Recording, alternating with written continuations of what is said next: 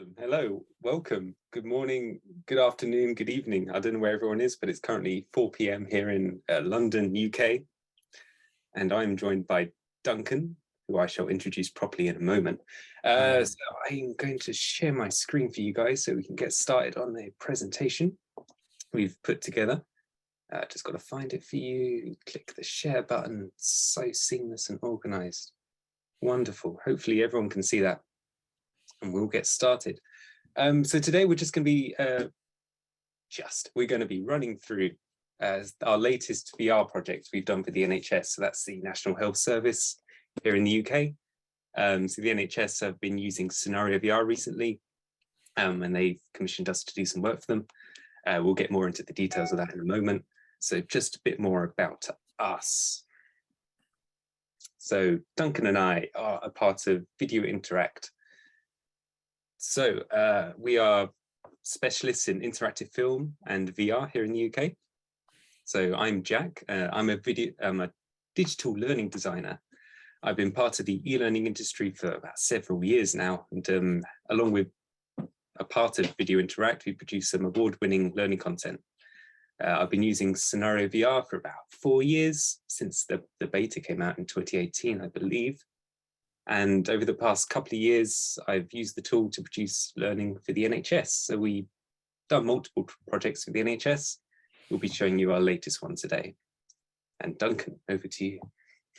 Hi, yeah, I'm Duncan. I've got a video background, but like Jack, we've been working together in CenarioVR, which I think came out in beta in November 4.5 years ago. Jack, that's how long we've been working in it. So yeah, and we've always just wanted to produce the best stuff in the world in CenarioVR. I think we launched our first course for the National Health Service, which was a massive kick for us because they're Europe's biggest employer, just over a year ago now, and this is the second major course that we've done, but it was actually commissioned by the body that controls all of the education for the National Health Service, or in England, called Health Education England. Pretty good.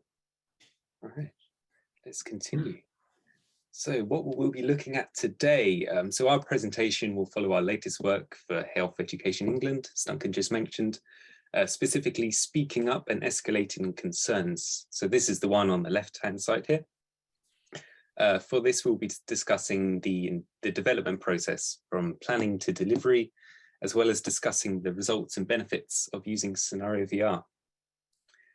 So this will just be kind of an overview of how it was produced, from the planning stage to using CenarioVR, to any challenges we had, all the way up to delivery and how we delivered it on the NHS network, which is accessible to over 1 million people, I believe, if they want to take the course, of course. Yeah. Can I just give you a bit of background about that specific course, Speaking Up and Escalating Concerns, Jack? Yes, please. Is that okay? Okay. So the reason that Health Education commissioned this course, I think it was 5 years ago, a doctor on their first shift, as they came back to work after a period of significant absence, I think it was either pregnancy or a health concern or something like that, was put in charge of a ward, and unfortunately with a team they'd never worked with before, and unfortunately on her first shift, a child died. And as a result, she was actually suspended from that. And then after a long inquiry, she was actually reinstated because they found out that she wasn't to blame, if you like. And so as a result of that, what they wanted to do was to put a much more robust training regime for doctors returning to work, and they decided part of that would be an immersive learning course, and they chose us to do that after they saw the work that we did for an NHS hospital in Leicester, which is actually a stroke VR simulation course. Yes, and that's the one on the right-hand side here. So if you hear us referring to a stroke VR course or anything along those lines, We usually mention it in comparison to say, oh, and this happened with our previous course. That's what we're referring to, just to avoid any confusion. Yeah, and you can see them both. There's demos both on the CenarioVR app, so you can see them at your leisure. Yep, on the app, on our website. We'll dish out a bunch of links at the end of this presentation. Yeah. Awesome. All right, let's continue. So like I said, we'll be taking a look at this course in particular, and we'll be taking a look at the following key points of the project. So we will start with the overview. Basically, what does it look like? You guys wouldn't have seen it, I don't imagine. That would just be a minute-long video for you guys to watch. Hopefully that will run all smoothly. If not, we do have a whole dedicated page up on our website here regarding it, where you can read more about it. You can play a short demo, as well as watching the video we're about to show. So the link's up there if you want. If not, the link will be at the end, which we'll show in a moment too. Right, so then we'll move on to how was it built? So how did we plan the filming? How did we actually film it, edit it, develop it in CenarioVR? Moving on to the challenges we came across, and finally some great user feedback we got from it. All right, so like I said, let's move on to a minute-long video, which hopefully should work beautifully and there won't be any technical problems and you guys can hear everything.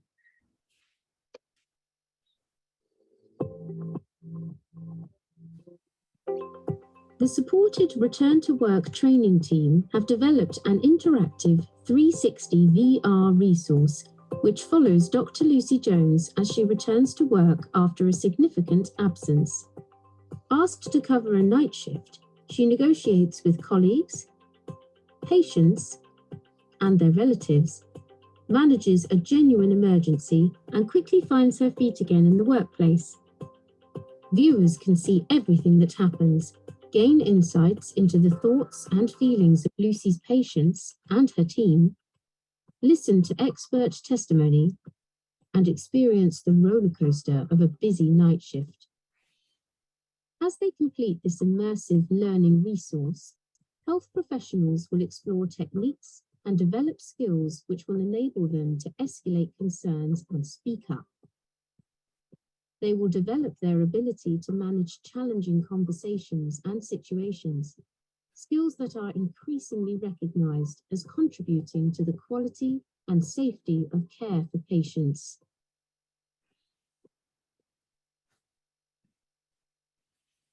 There we go. Hopefully everyone heard that. If not, there were subtitles. And if not, like I said, it's on our website. I'll show you later on.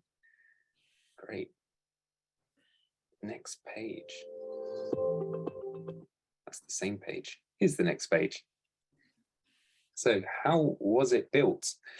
So what we've done here is split the development process into 10 steps. So this doesn't necessarily cover everything, but it's more of the notable steps which you may find interesting and that we found interesting and thought we'd share with you.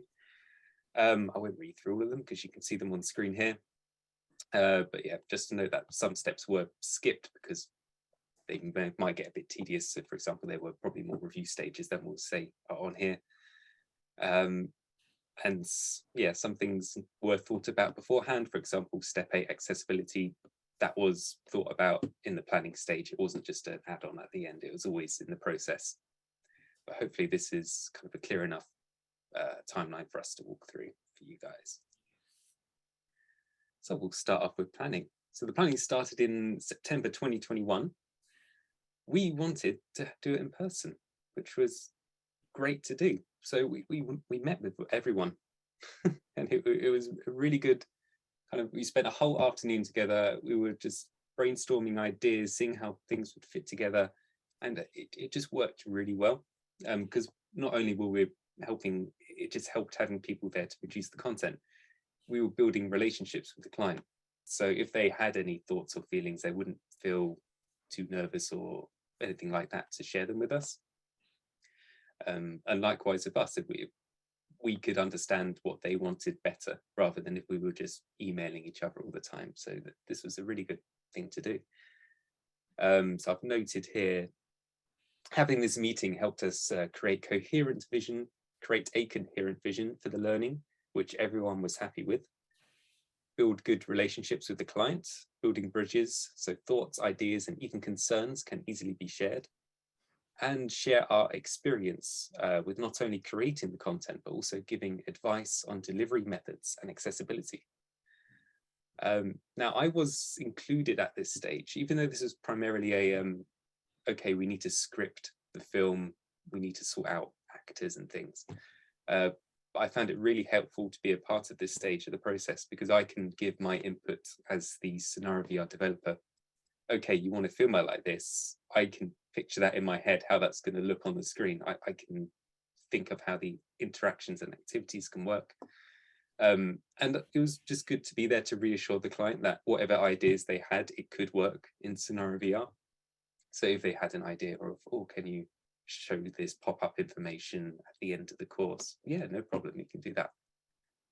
Just gives them a bit of confidence that it's definitely going to work.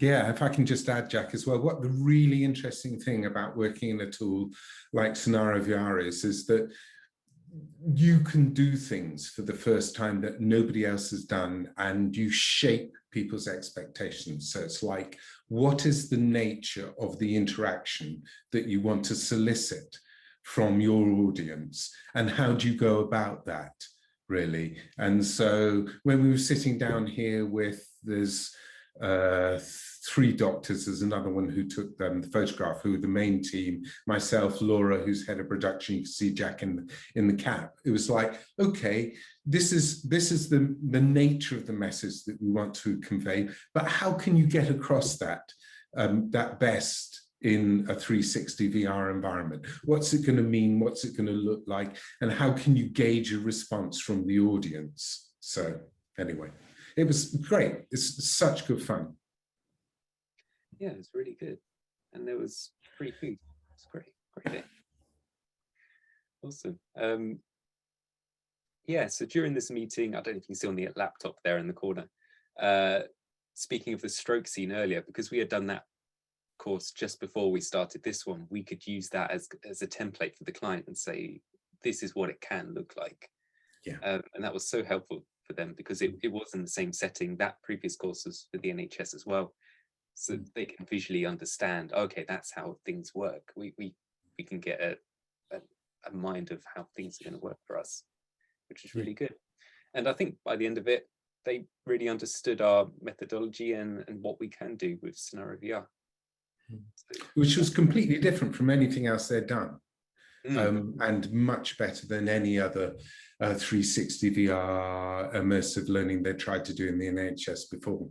So yeah, that's brilliant. All right, stage 2. So yeah, once everything was confirmed, the scripts are confirmed with everyone, filming took place. Duncan will tell you more. Okay, yeah, so we find the filming for these types of courses incredibly quick. So the filming took place for this course over 1.5 days. You can see what we use to do it. We love a little Insta360 1x2 camera. In the UK, I think it costs about £500, so it'll probably cost, you know, $500 or less in the States, really. And the reason we like this little camera so much, is about the size of a mobile phone, is that you can get up really close to your audience. Which is particularly good for detail. 360 cameras are not good on detail, but the closer you can get, the better it is, especially with the technical subject. We've used bigger cameras that are much bigger, about like that, but we don't like them so much. So we also tend, what we like to do in our practice, as you'll see when you look at our material as well, is we use traditional SLRs, single lens reflex cameras, to do the close-up, and also all sorts of other filming that we put into the 360 vessel, the scenario, really. So, and we tend to use 2 5D Samsung 5D SLRs for that. We find that sound is incredibly important.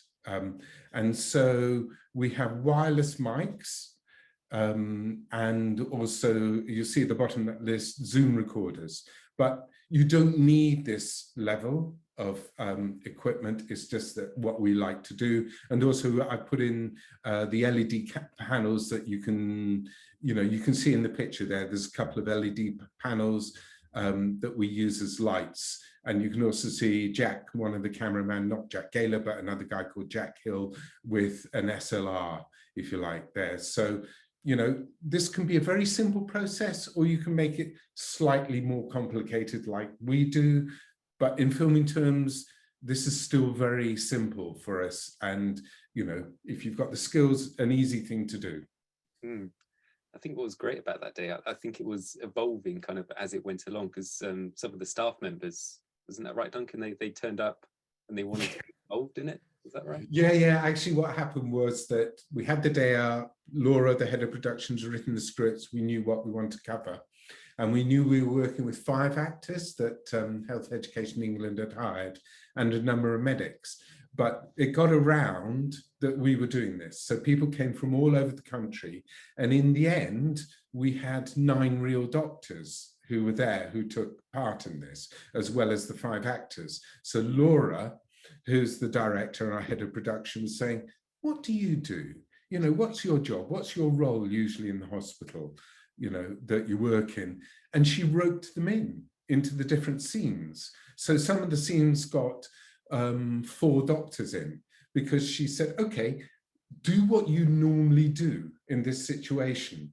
And the key that we find to producing this sort of material, working with the National Health Service or anybody who you are getting to do the job that they normally do, is you just let them do their job and you film it.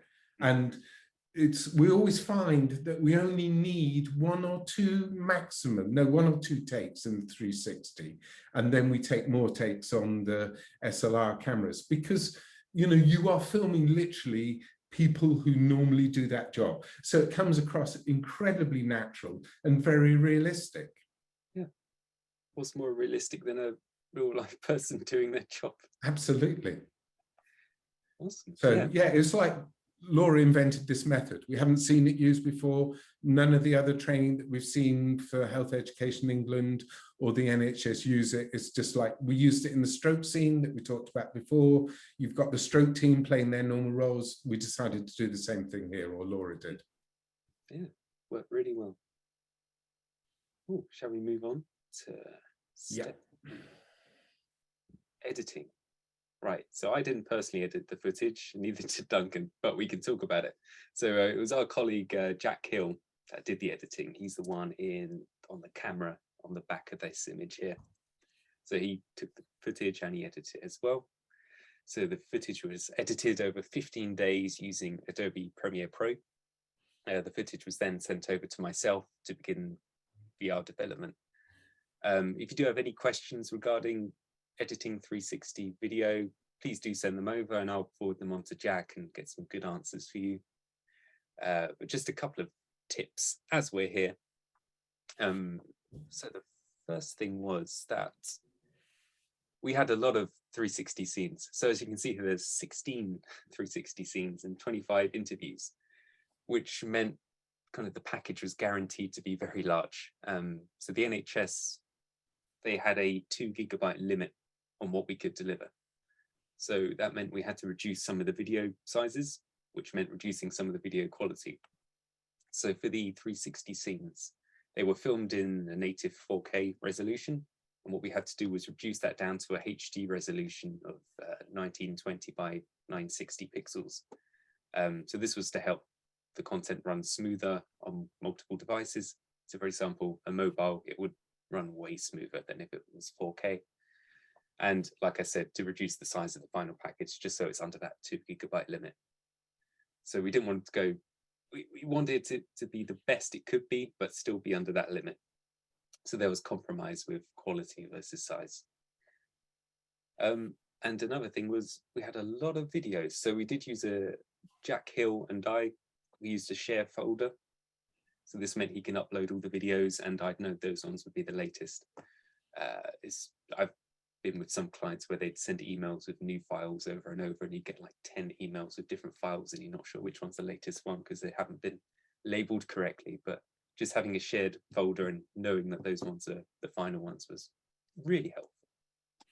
Yeah, maybe I ought to explain, Jack, why we have so many interviews. Yeah. So yeah, it's like, the interesting thing about 360 VR is that you've got to give people to do things to do when they're in that space. So one of the commonest mistakes that people use in 360, I think, is thinking, because you're in 360, that's inherently interesting. Okay, it is for a couple of seconds, but you've got to give people stuff to do in that space, we think, and engage them and move the story on and develop a narrative, really. And one of the ways that we like to do that is to have interviews on in-depth particular technical aspects or experts, really. So, of course, there was a lot of people who around the NHS were really interested in this particular topic and had a great deal of experience. So you can put, obviously, and I'm sure you've seen it, you can put what we call pop-ups into a 360 scene, which can either be mandatory or not, where the learner can, get more information about a particular topic. So what you end up doing is that when you're planning the course is you're second guessing what people will find of interest and what they need to know as well. And then you just decide how you present that information. And as I said, we tend to use it in pop-ups. Yeah, a lot of them were optional as well. I think some were mandatory. You have to watch this video because you need to know this thing. But a lot of them were, this is a good thing to know if you want to. If you just want to carry on with the experience, go ahead, that's fine, you can skip it. But they can always come back and rewatch it later if they wanted to. All right. So CenarioVR development.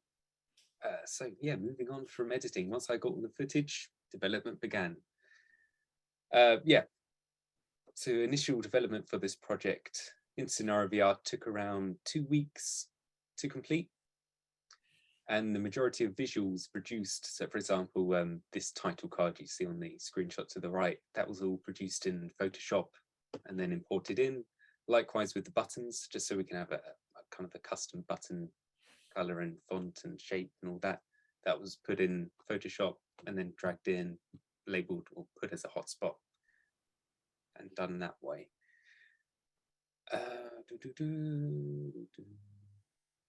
So when developing in CenarioVR, I usually take a one step at a time approach. So I would always want to start at the start.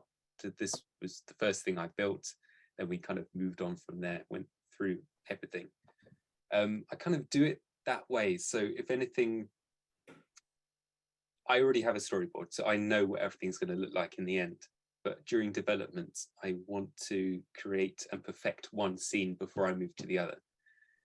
I want to do that so I can copy over the assets. So for example, these buttons, once I've produced them, I can then copy them throughout onto the next one. If I create an exercise or an activity, I can perfect it on one screen and I know it's there, all done, and I can then copy that over onto the next scenes or just duplicate the whole scene if it's very similar. A great way of testing that as well, just to make sure it's working perfectly, is the preview feature in CenarioVR. So that's the top right green toggle up there. Works really well. If you just want to make sure your scene is working as it should, you just quickly check, go great, perfect, and then move on. So why do we use CenarioVR? So we've written some points here. So I would say creative freedom, ease of use, device agnostic. Duncan wrote that one. Lectora integration, great experiences previously. So I think, as Duncan mentioned earlier, your CenarioVR course can be as simple or as complex as you need it to be. So even without much experience, you are able to quickly put together a functional 360 VR course and publish it to multiple channels, and whether that's the SCORM package, HTML, XAPI, or putting it on the CenarioVR app via the live function. And you can also view it on multiple devices. One publish, you can view it on a mobile, a tablet, a VR headset, and a desktop, which is brilliant. But the more experience you get with the tool, the more you can really push the boundaries. So you can think of new and creative ways of displaying information. And I think that's a great thing about 360 VR at the moment, is that I haven't seen one way of doing things. Every single course I look at is always a little bit different. So when you create a course, you could be that person that kind of sets the trend of this is how 360 VR should be experienced. And it's just really nice. There are no restrictions of what you can produce. If you can think of it, think of a really cool idea, you can do it. And no one's going to say it's wrong, unless it's very wrong, but it shouldn't. It's fine. Yeah, I'd just like to add, Jack, that I think the device agnosticism is incredibly important because, I mean, for instance, the stroke course that we did for the people at Leicester, it was specifically designed for people to receive on their own mobile phones. Whereas this course was designed it's a bit too big visually for mobile phones, but it works very well on all other devices, really. And if you've got, one of the issues about VR is how many headsets does an organization or a customer or you have? But with CenarioVR, you don't have that issue because you're not just limited to the people who have headsets. Yeah, really good. Awesome. All right then. So another thing about CenarioVR. So we'll explain this a bit more later on, but we needed to incorporate it into Lectora because of a late client request. I'll cover it a bit later on, but adding your CenarioVR to Lectora, it was just so easy to do, which was such a pleasant surprise. Using any bits of software you have to integrate with each other, it just worked really well. I'll discuss that more later on, but just thought I'd mention it now. And I've written a little note here saying I personally use CenarioVR, because it gives me the creative freedom. I'm not restricted by any sort of template. I have true creative freedom to produce whatever the client needs, whatever I can imagine. So I did screen record myself poking around CenarioVR, but I think I could just show you as it's here, as it's open, just to give you an idea of how it looks inside the editor. So all along the left here, these are all of the scenes we've included. Quite a few. What we've done is labeled them in a way where we can easily see, okay, this is scene 5, part A, this is scene 5, part B. So just so we can easily find things and know what's happening within the scene. This is our menu screen. I've got some things shown and hidden here. So it marks if you've completed a scene, it highlights which one's next, it shows if one's locked, and these will change as you go along and progress. As so. So there's some cool things we did in here. I'm just going to show you some general layout bits, to be honest. Nothing too crazy. So we've kind of grouped things together a lot here. This is to keep things simple and tidy. So if I'm showing and hiding something, I don't need to have multiple actions. I just have them all in a group and do it that way. This is one of the SBR cards, which I'll mention in a bit. We, as you can see here, some of the things were locked on the right here. What this does is, as I drag around, I don't accidentally move objects around, which is very annoying if I accidentally do it and I don't notice it. We have things fixed on the screen. So as you can see, if I move around, this pause button here is always there. That's so the user can always access it if they need to, because if they press the pause button, this little menu pops up and just gives them some options of what to do. If they want to head back to the menu, replay the scene, view the SBR cards, or exit the learning. It's a great little way of doing that. And if a scene had multiple kind of parts to it, we added this little jump ahead or jump back buttons, which isn't there at the moment. So this, if they've completed the scene and they come back to the first part, they can skip it and go back to the next bit if they wanted to. All these little red flags down here. We added subtitles, which I will mention later on, but that's why there are so many. These are timed events which happen throughout. So they could be things like jumping to a scene time, showing, hiding subtitles, that's what these are. Showing and hiding just icons, pretty simple stuff. It may look a bit scary because there's so many, but it's not bad. and the subtitles as well. Where are they? Oh, they're over there. So these are simply just info cards which we're hiding and showing as the film goes on. Which is quite a simple way of doing it in the end. Right, I'm going to head back to the presentation. You don't need to watch that, I just showed you. Any second now.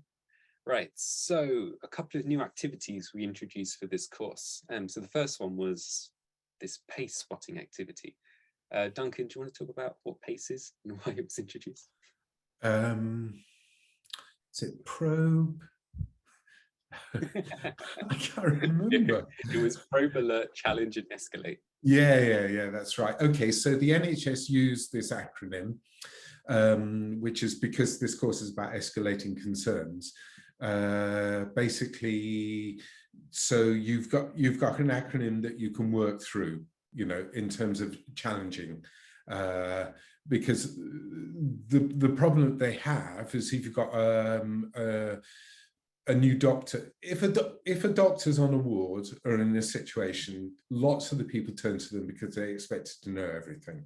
But on the other hand, if they're working with, say, a consultant they haven't worked with or other doctors on the team, then, you know, especially in your first shift back, then it's a question of what's the pecking order.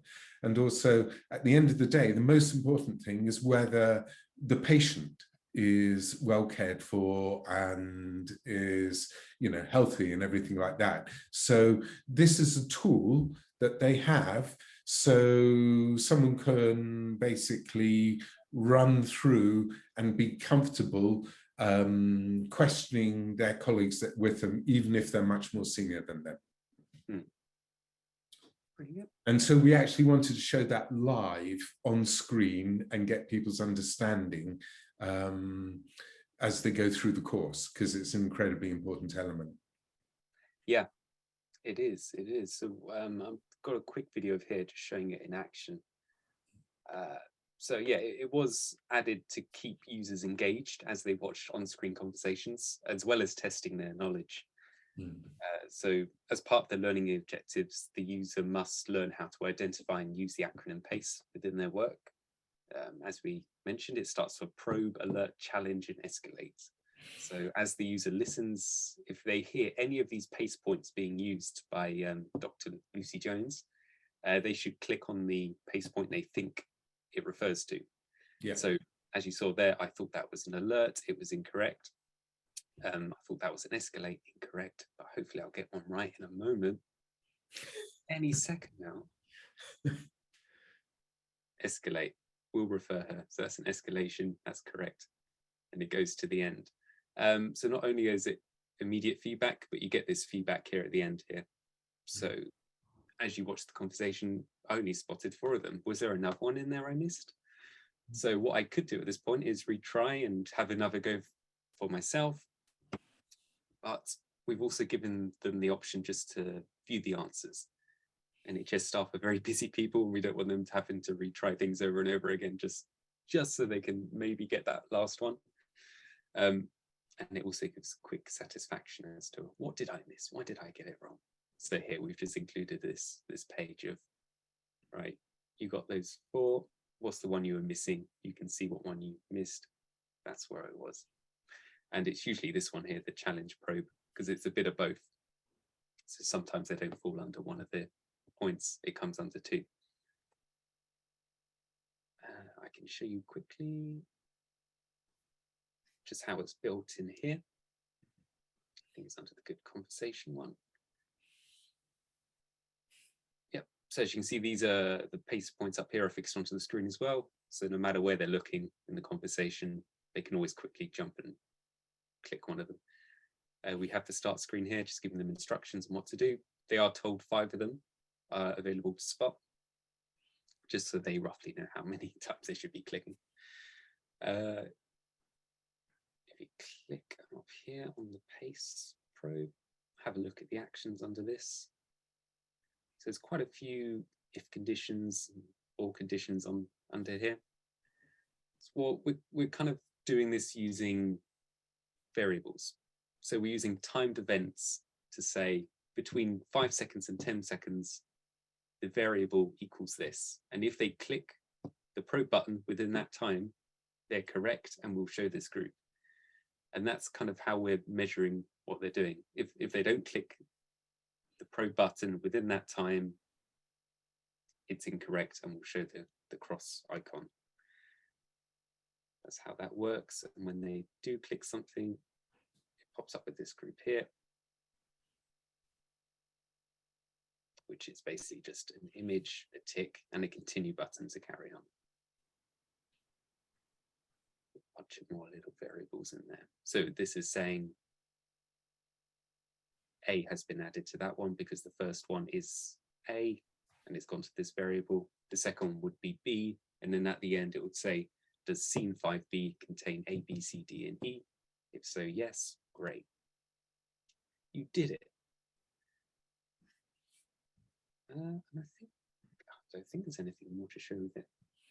Yeah, just to give a little background on this scene that we're looking at. What we're looking at here is the girl in the bed is a diabetic, type 1 diabetic student who basically had a hypo in her freshers week at uni. The lady in the orange coat is her mother.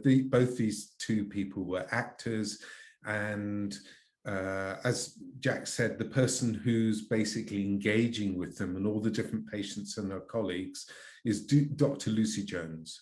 So what you see here is what we've played out here is what is a conversation that Lucy has accompanied by the nurse and the patient and her mother.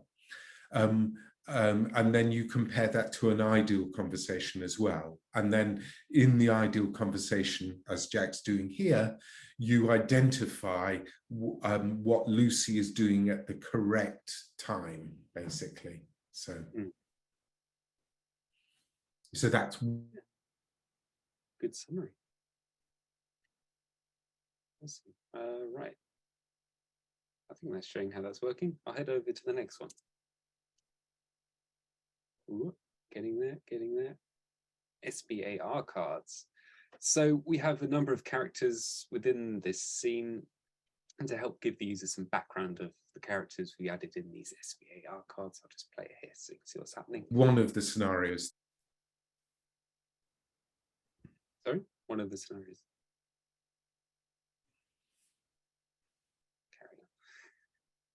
So SBR stands for Situation Background Assessment and Recommendation. These cards appear every time a new character is introduced. As well as the card, we also add in interview videos, which allow the characters to talk for themselves. So the card and the interview video allow the user to learn more about them, helping them to understand the point of view of the characters. So a good example of this was the one Duncan was mentioning, the mother and the girl.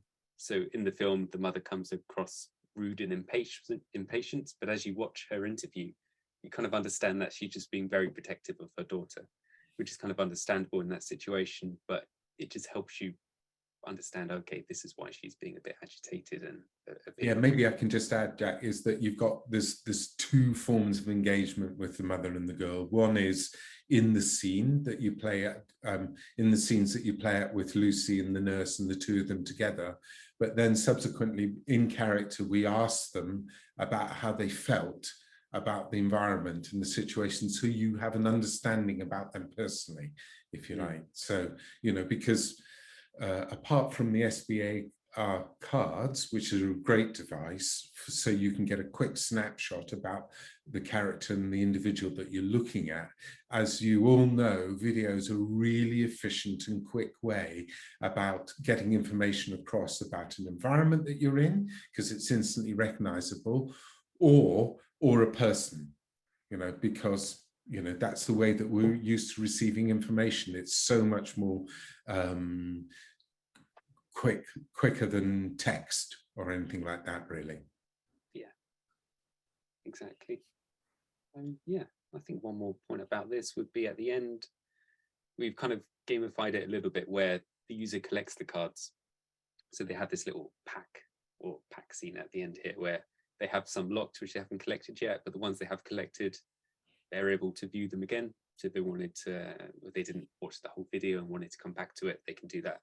So if I didn't watch the whole video about Dr. Lucy Jones, I can watch that again at any time, which was really nice.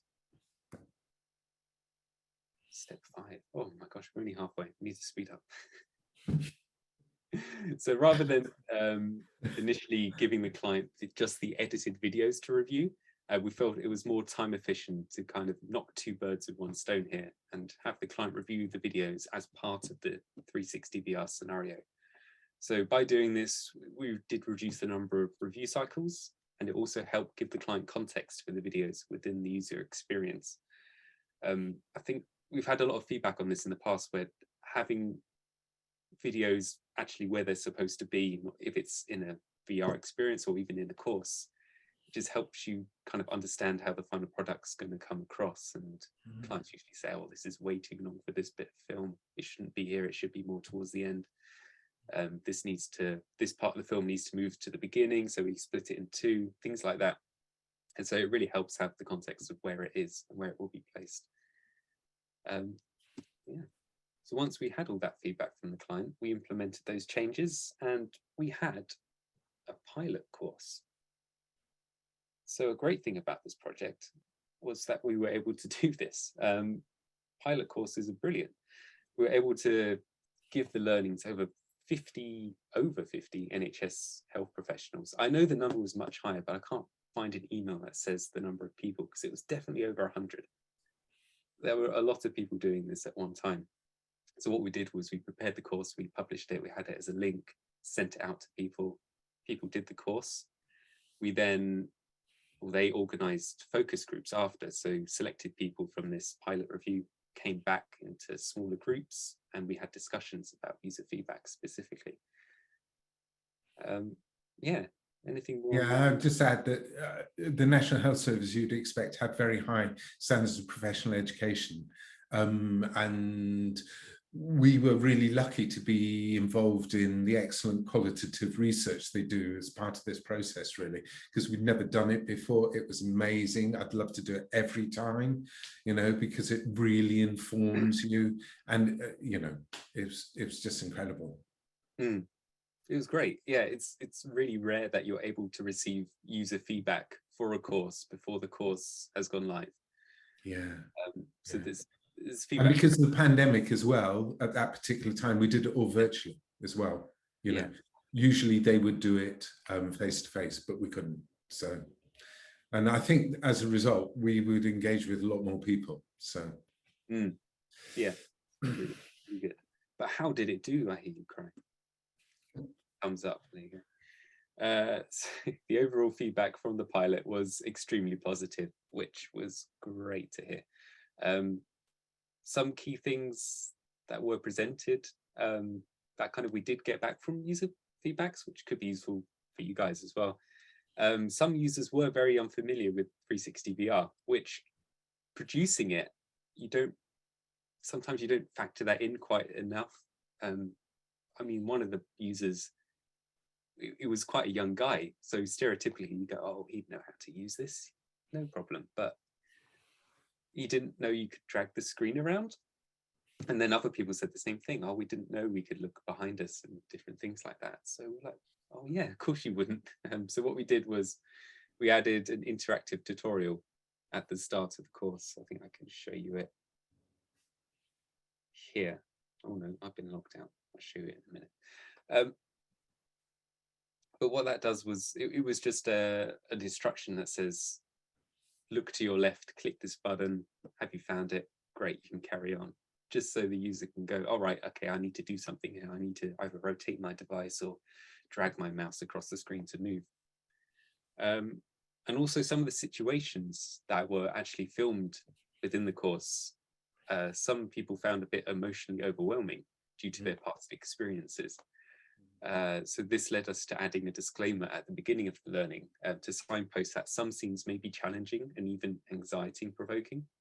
So scenes such as, I mean, what scenes were there, Duncan? It was some strong conversations that were happening where Yeah. I mean, what a fantastic bit of feedback to a virtual course, that people going, this really affects me. It's just amazing, really, wasn't it?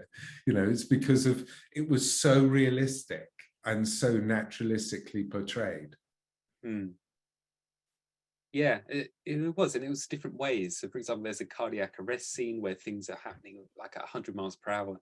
And then there's one where the pharmacist comes charging into the room and she starts not shouting, but aggressively talking to the doctor.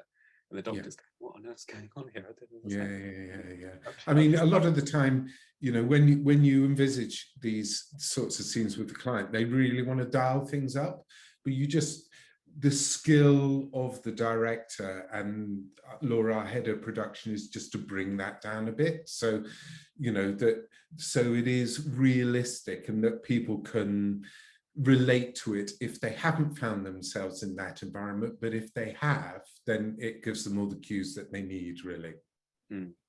Yeah, cool. Let's move on. Accessibility. So I'll just touch on this quickly because you guys have seen it. The subtitling. So this was something we hadn't done before in CenarioVR. So just kind of give an overview of what we did and why we did it really quickly. So the transcribing, there were a lot of videos. So what we actually used was an online transcription tool called HappyScribe. So all we had to do for that was upload the video, and it would self-transcribe the video. What we'd have to do then is go in and kind of correct any spelling mistakes, as there was a lot of medical terms in there. We had to then send those transcriptions to the client to make sure everything was right. They sent them back, we implemented the changes, and then downloaded the videos with the subtitles on. We couldn't do the same for the 360, just the way the 360 scenes were set up, where there were pauses and there were jumps in time. So instead, I mentioned it earlier, we used info cards inside CenarioVR, which we showed and hide depending on the timings. And that worked pretty well. The benefits of that as well, doing that in 360, means you can easily edit it. And you can kind of reposition how they're displayed. You can customize it, you can move them around, and you can edit the text whenever you want, all the timing. So yeah, really good. And yeah, they were very good to add. It aided with accessibility, helping with any audio impaired individuals. It also opens up opportunities to translate the learning in the future. So even if you didn't audio dub the whole scene, you can just translate the subtitles into the native language and do it that way, which is a good option for translation. Moving on to Lectora integration. So we were informed quite late in the day that a survey and a certificate were required for this course. Complicated? No, simple. So what we did was we created a Lectora course and then imported the CenarioVR package as a HTML into Lectora Online, and built the certificate and survey as Lectora pages, which show when the user. So basically, these pages would be an icon within the. Hang on, let me show you guys. It's not unlocked, but here it is. So once they've done all the scenes, this one here would unlock. They click on it. In doing so, Lectora would know that, and it will send them to the correct Lectora page, which would have the survey and the certificate. They can then type in their name and print the certificate. And it was wonderful and perfect. And it worked really well, and it was so seamless, and I was very pleased with it. Delivery. Duncan can talk to you about this. Yeah, we rolled this out March 21st. As you can see, it's on the NHS Learning Hub, which is their platform, which could be accessed by over 1 million people. And as we said, that we're very excited about this because the National Health Service in the UK is the biggest employer in Europe, and we just love the scalability of this, really. So this was actually the first, we put this in SCORM on the Learning Hub, and it was the first SCORM package in Learning Hub, and we're working with current customers in the NHS at the moment to have all the XAPI features available via the Learning Hub. Rather than just SCORM. So that obviously is embedded with CenarioVR, and it gives us much more feedback than we can get at the moment. Yeah, brilliant. Cool. yeah, like you say, over 1 million people can get at it. They really want to, which is a crazy number. Challenges, right? Let's bash through these ones. I'll do mine. I think my ones are the first couple, and then Duncan can explain the rest. So I did mention earlier the file size of the content. It had to come under 2 gigabytes. So I mean, if you worked with video before, you know that that can be a challenge to reduce them down. So our solution was to reduce the video bitrate size. So this reduced the quality of the video, but it did significantly reduce the size of the file. We also did remove a section from the course. So we did have a small bonus section which had a couple of interviews which didn't quite fit within the learning. So what we did with that was learn it and move it onto the Learning Hub page. So it was on a web page format rather than within the course. So that worked quite well. Another one was the 360 subtitles. So the headset we were testing on did have some performance limitations, which meant we could not fix the subtitles onto the screen. So, you know, as I showed with the pause button, everywhere you look, it would always be there. We wanted to do that with the subtitles, but it just wasn't working on a headset well. It would kind of make it stutter a bit. So we had to kind of keep them in one place, which wasn't ideal, but it worked in the end. And if there were different ways, multiple people talking in different directions, we'd move the subtitle under that person. And Duncan can go through the rest. So Jack's touched on use to the 360 VR experience. So we had a little tutorial. Now, one of the things about using 360 VR is thinking about where you put the camera. So ideally what you want people to do is you want people to walk into a room, or you position the 360 camera, for instance, in the stroke course, there's aspects of where you're actually standing between the doctors and the nurse and on the patients, on, you know, right in between the doctor and the nurse, right next to the patient's bed. So it really feels like you're in the room right there with them. So you've always got to think about, why is 360 VR going to give you a better learning experience than, say, linear video or any other modality?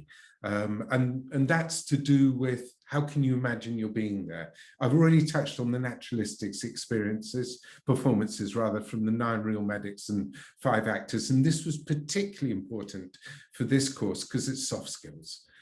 So what you're looking at is all the interactions between the different individuals on the course, basically. So even if you know, like Jack and I were not medics, but we can appreciate whether that communication feels valid, if you like, you know, that's. But also what lies underneath that as well is that obviously when with a course with a technical subject, then you've got to make sure that it's technically accurate, because otherwise that blows the credibility with the technical audience. What Laura did in this course, and also to a certain extent on the stroke course, is you build a story, a narrative, a flow. And if you add that to the way that you position the cameras as well, then it naturally happens and flows like it does in a film, if you like, really. But that's a really important thing. And so the way that we chose to do this, or Laura chose to do this, was you accompany Dr. Lucy Jones on her first shift, going back to work as a significant piece of, you know, after a significant absence. And it's like you're on her shoulder, you know, and you get to know her, and you get to know the relationships with the colleagues, and you discover the ones with your the patients, and you're rooting for the whole time. And an unusual thing that I would add as well, and people don't normally think about this, is our camera guys say, always think about the sound as well. Produce the best possible sound, because what we've found, especially, you know, recently during the pandemic, is that people are used to seeing visuals in all sorts of different qualities, and you can get away with quite a lot, really. But if the sound is awful, then that really detracts from that, and that's why we tend to use specialist mics. But obviously that's up to you. Cool. Brilliant. We've only got 5 minutes left. Let's breeze through some great feedback. Here's some feedback. It was really good. I'll just give you a moment to take it in, you know. Yeah, the one I like here most is, now I think I'm more confident about not being confident. Because that was from a doctor who was about to return to work. I think you'd been off to have a baby, you know, and it's just such a nice thing to say, you know, that you don't have to know all the answers, you know. Yeah, exactly. And I think the one we kind of pulled out as a standout one was this one, which again, I'll just let you bask in the wonder of it. Unless Duncan wants to say anything else about it. No, I mean, yeah, you can see them on our website. People were very kind. Speaking of websites, gosh, links, QR codes, everything, so organized. Yeah. Any questions? In 4 minutes, Jack. 4 minutes. Really quick. We do have a few questions, so let's try to get through as many as we can. So let's see. First question: the project that you showed, do you have to have a headset, or can this be experienced on a desktop or a phone? Yes, desktop, phone, headset, tablet. It works on everything. We tested it. So yeah. Wonderful. And then there was a question about infrastructure. Like, if you have bad internet, is it going to be choppy? Will you be able to view the videos? Like, what's the experience like with that? Yeah, so they have the option. Yeah, bad internet, anything is not going to work great. So I think the option was they can do it from home if they wanted to. If it's not working in their workplace, they have the option to go to that Learning Hub website, do it at home on their computer, do it at home on their phone. They're not limited to one location. They can do it anywhere they wanted to. Perfect. On the go training. We love it. Yeah. Can you tell us, did you create your own graphics and icons for this project? Yes, we wanted it to be brand specific, so using the NHS blue, and we wanted everything to look consistent. So all graphics and icons were created in Photoshop. We did use the Elon Brothers asset library for the specific little icons within buttons and anything else you saw like that. That's a really useful library we use. Yeah, pretty much everything's handmade. Can you share a couple tips for overcoming resistance from leadership for trying new things like VR, especially leadership that maybe is more traditional and prefers in-person training? Oh my goodness, what a question. I know, you have 2 minutes, so pick your top tip. I would say, Jack, that what you need to do is to think about the nature of the experience that you want the learner to have, and then think why that would be better in 360 VR than any other form of modality. So, and then, you know, or email us and we'll help you. Yeah, I think it doesn't need to be, I don't know if it's to do with costs and anything like that. It's comparable to if you were creating it just kind of flat film based. It's comparable in cost. If you were creating standard e-learning slide to slide functions, it's way better than that. I mean, obviously you can incorporate it into that as well. Maybe start off small, saying, okay, we're producing this course. This one little bit could be 360 if you wanted it. It would enhance it because it will make it a bit more immersive. You can get a sense of the environment they're supposed to be in. And even though it's not the entirety of the course, it could work really well as kind of a standalone little bit within it. Yes, and my colleague reminded me, we do have a couple webinars from John Blackman on proving ROI of VR and one about getting tips for getting buy-in. So I will find the links and I'll post those in the chat. We have a lot more questions. I am going to try to follow up with these questions, just typing the answer because I do want to move on to our next presenter. But thank you so much, Jack and Duncan.